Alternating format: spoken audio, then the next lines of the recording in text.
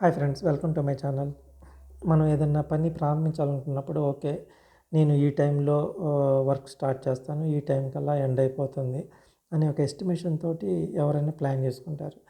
నేను చెప్పేది ఏంటంటే మనం ఏ టైంకైతే మనం స్టార్ట్ చేస్తాం అనుకుంటామో దానికన్నా కొంచెం చాలా ఎర్లీగా స్టార్ట్ చేసుకోవడం చాలా అవసరం. ఎందుకంటే మనం అనుకున్న టైంకి స్టార్ట్ చేసినా కూడా మెల్లగా స్లోగా సాగి లేదంటే దానికి కావాల్సినవన్నీ సిద్ధం చేసుకొని అసలు యాక్చువల్గా మనం కంప్లీట్గా అందులో ఇన్వాల్వ్ అవ్వటానికి కొంత టైం పడుతుంది.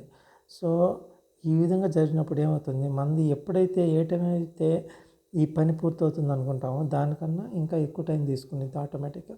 సో ఎప్పుడు కూడా మనం స్టార్ట్ టైం కన్నా కొంచెం ముందలే మనం పనిని ప్రారంభించాలి. దీన్ని బఫర్ టైం అంటారు.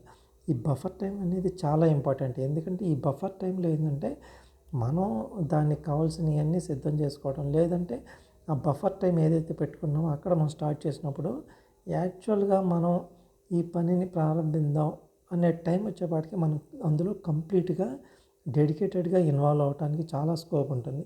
సో ఎప్పుడైనా కూడా ఈ బఫర్ టైం అనేది పెట్టుకోండి.